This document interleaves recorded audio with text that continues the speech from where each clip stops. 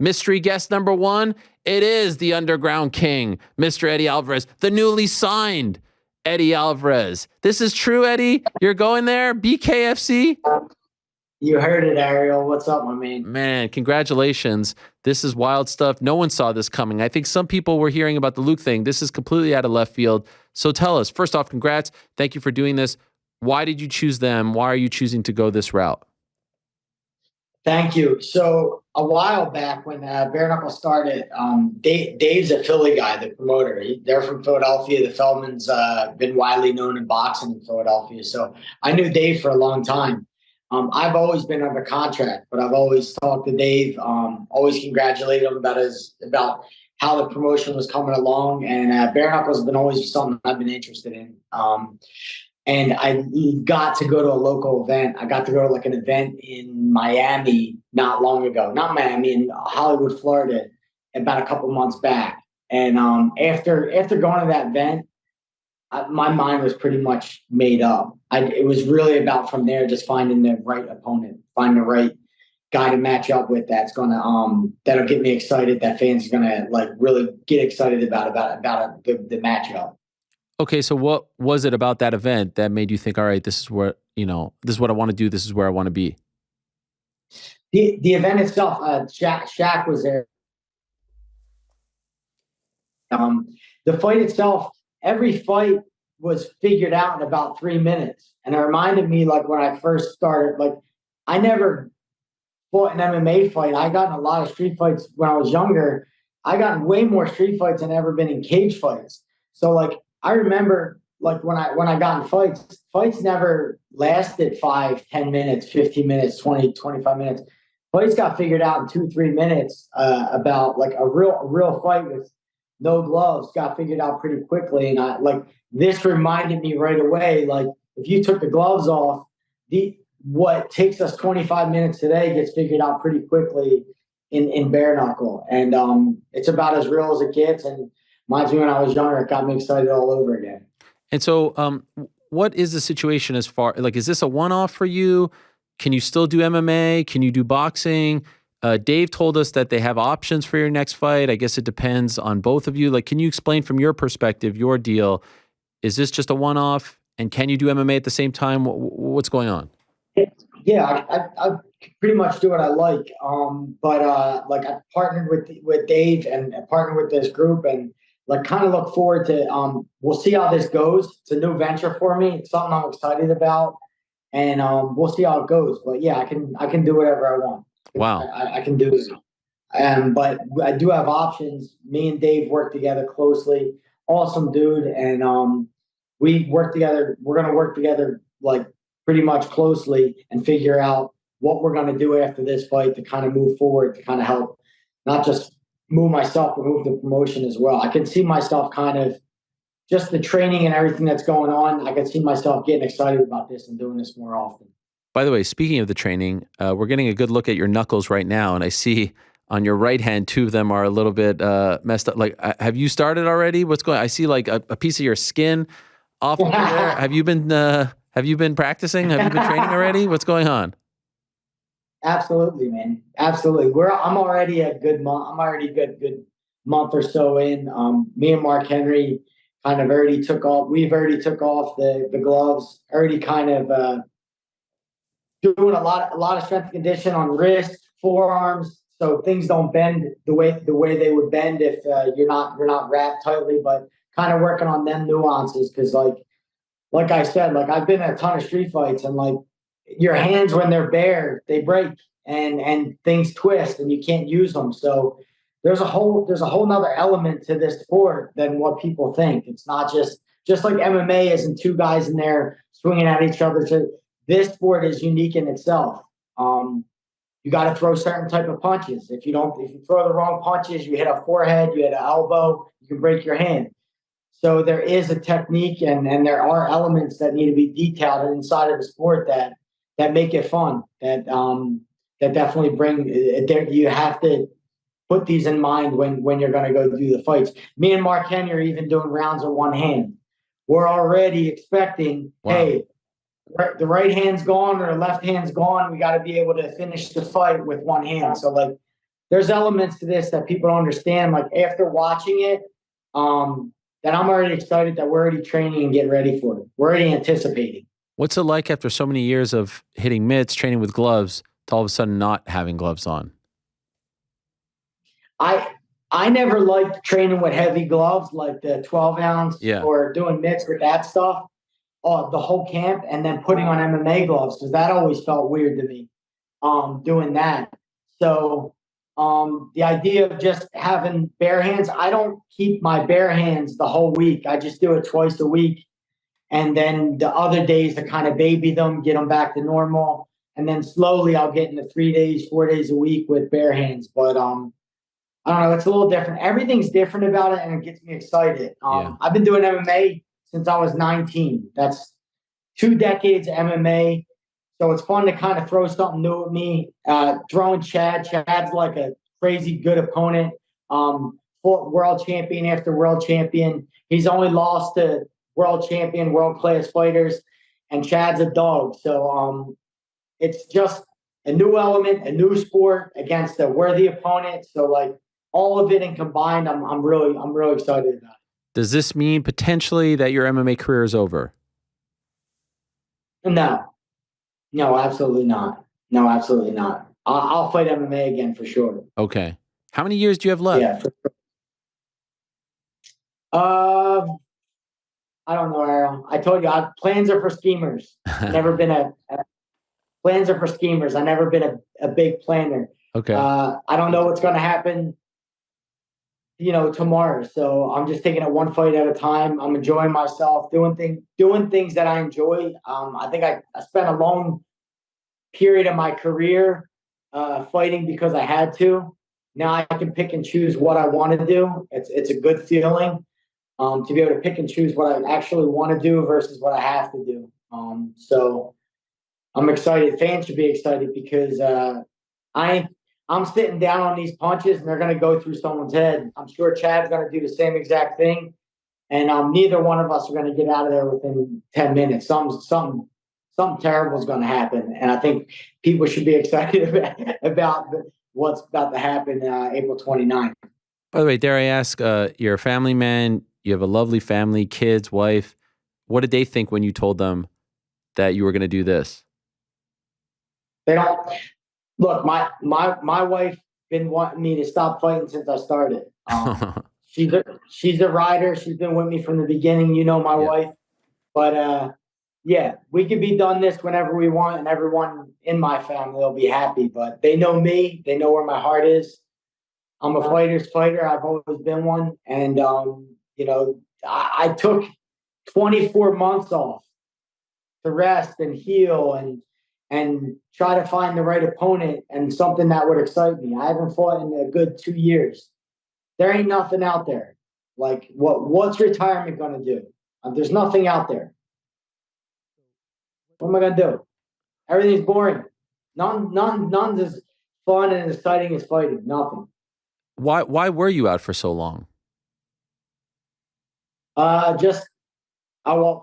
got out of it. Me and one kind of made that split. And then the idea was I'm going to make that split. And then I'm not signing with anybody until I get to do something I want to do. And we sat down, we talked with a couple different people. And it was like, if the money's not right and the opponent's not right and these things aren't right, then I'm just not going to do them because I don't have to. So this worked out. Everything was right. And more importantly, we got a fight in front of us that fans can get excited about. I wasn't going to do a fight just to do a fight. I wasn't going to do it. I'd rather just sit home and enjoy myself or do the other stuff that I do outside of fighting rather than fight needlessly. By the way, did you talk to any training partners, friends who have fought in BKFC? And did you ask them, hey, what is this like? What's, I don't have any training partners or friends inside. I don't really have any, and I don't think I need them to tell me what it's like. I mean, this is how I started my career before I ever fought. So between 16 years old and 19 years old, and maybe into my MMA career, I was still getting in street fights. So I'm familiar with what's about to happen. I'm familiar with what's about to go down. When was the last time you had a legit street fight? How old were you? Oh man, I don't know. Probably in my 20s. In the beginning of my MMA career, I was still a little bit wild, still a little bit going out and stuff like that. So it's been a while since I had to do it, and I don't want to get in a street fight. No, I don't no. want to fight anybody if it's not for $1. So but yeah, it's been a while since anything like that went down. That was a common thing though in your early days? Too common. Too common. Every time you went out? Too common. Were you Too looking for common. trouble or were people trying? You could sit down and do an interview with my wife or my Uh, friends or anybody who was close to with me from 17 to 22 years old. It became so common that I started fighting and saying, "Hey, I should get paid for this, so I'm going wow. to do it for a living." And I've never lost a street fight. And come April 29th, I don't intend to. I love that. That's a great promo right there. That's a great. By the way, I always love your take on the business, and you have always been a trailblazer, right? Going out there, getting the big deals, navigating the waters, fighting for different people. Your take on the business right now, the MMA business, with with the suitors out there, with the players out there. How do you feel? Is it strong? Is it not strong? How do you feel about the state of the business right now?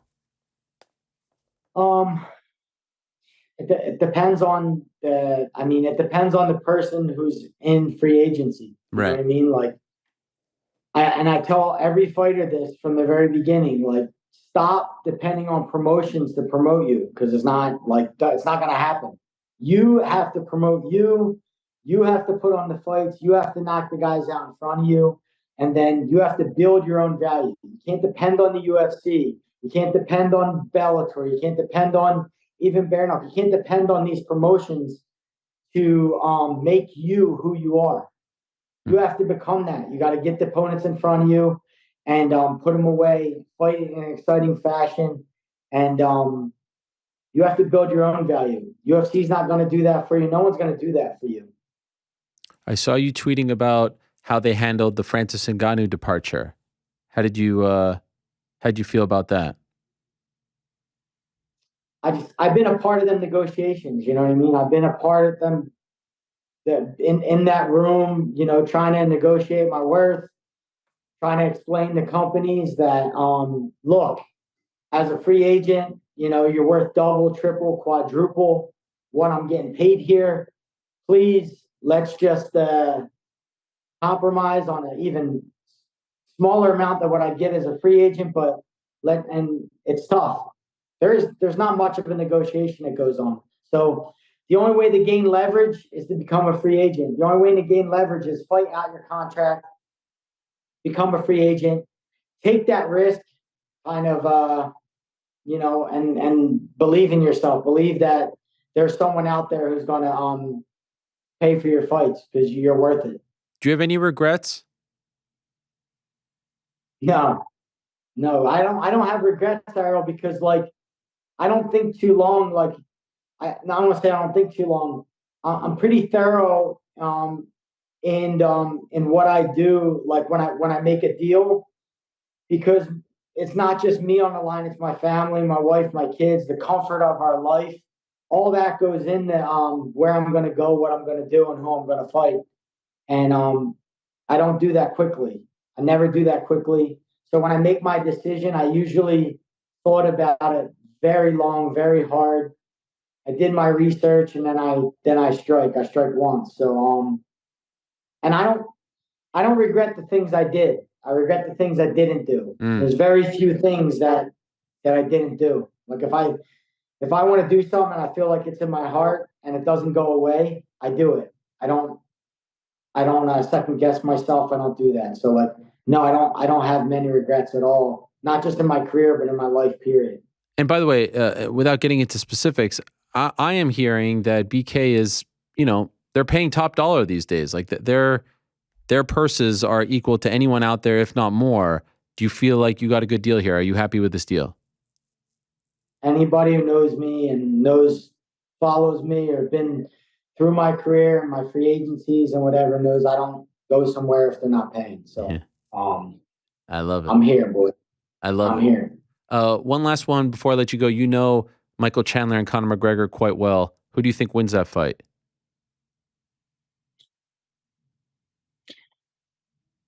Mike Chandler and shit. And UFC, I just so people know, just so all the fans know right here, right now, I know fans wanted that fight. I know fans wanted me versus Mike Chandler 3. Just so you all know, I'm going to put it out in the clear. I try to make that fight happen. I try to make the fight happen. It's not on me.